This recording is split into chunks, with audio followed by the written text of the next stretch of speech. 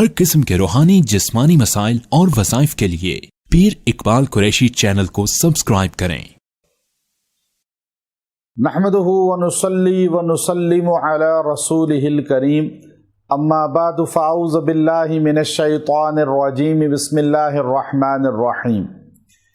ربیع الاول کی یکم تاریخ کا ایک ایسا مجرب عمل آپ کو دوں گا جو رزق کی وسعت کا بے انتہا طاقتور ترین عمل ہے۔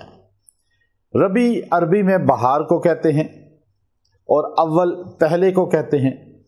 ربیع الاول پہلی بہار، کائنات میں پہلی بہار جو آئی ہے وہ نبی کریم صلی اللہ علیہ وسلم کی ولادت با سعادت سے آئی ہے، آپ کے میلاد سے آئی ہے، آپ کی پیدائش سے آئی ہے۔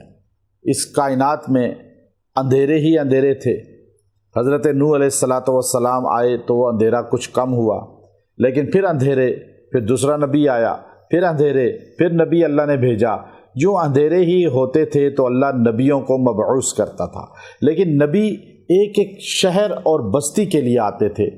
اللہ نے حضرت عیسیٰ علیہ السلام کے بعد 571 سال تک کوئی نبی نہیں بھیجا، پوری کائنات میں کوئی نبی نہیں آیا، ورنہ پہلے ایک شہر میں ایک نبی، دوسرے شہر میں دوسرا نبی ہوتا تھا تو آتے رہتے تھے، لیکن 571 سال اندھیرے ہی اندھیرے رہے۔ آپ سوچئے، 1 سال نہیں، 50-100 سال نہیں، 571 سال تک دنیا کفر و شرک میں، ضلالت و گمراہی میں لت پت ہو گئی۔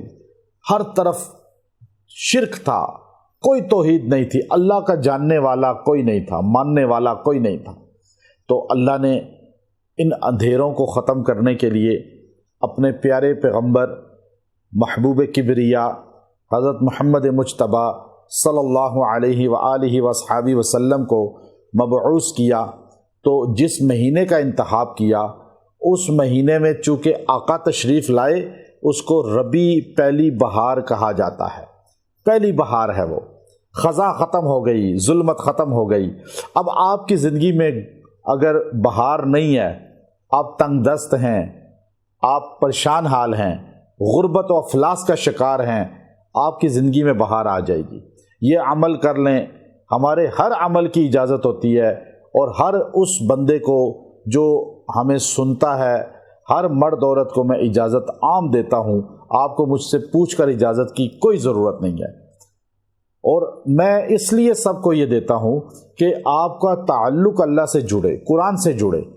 اب یہ وظیفہ مختصر ہے، آپ کی زندگی میں بہار لے آئے گا، اور آپ کر کے دیکھیے، آپ کی زندگی خوشحال ہو جائے گی۔ آقا علیہ السلام سے محبت کو مضبوط کریں، اور نبی کریم صلی اللہ علیہ وسلم کی اطاعت کریں، اور غلامی اختیار کریں، اور یہ عمل کریں۔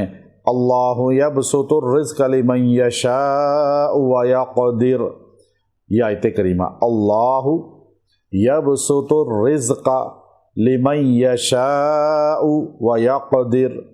اب اس کو آپ نے پڑھنا ہے 111 مرتبہ، اور پہلی ربیع الاول کو پڑھنا ہے دن یا رات میں، اور پھر آپ کبھی بھی اس کو پڑھ سکتے ہیں۔ ہمارے وظائف بعد میں بھی کرنے کی آپ کو اجازت ہوتی ہے، اور آپ اس کو پڑھ کے اول آخر درود ابراہیمی 7 بار پڑھیں، اور پھر دعا کریں۔ اللہ آپ پر رزق کی وسعت فرما دے گا، رزق کی ترقی فرما دے گا، اور آپ کی زندگی سے خزاں ختم ہو جائے گی، اندھیرے ختم ہو جائیں گے، اور خوشحالی آ جائے گی۔ وآخر دعوانا ان الحمد للہ رب العالمین۔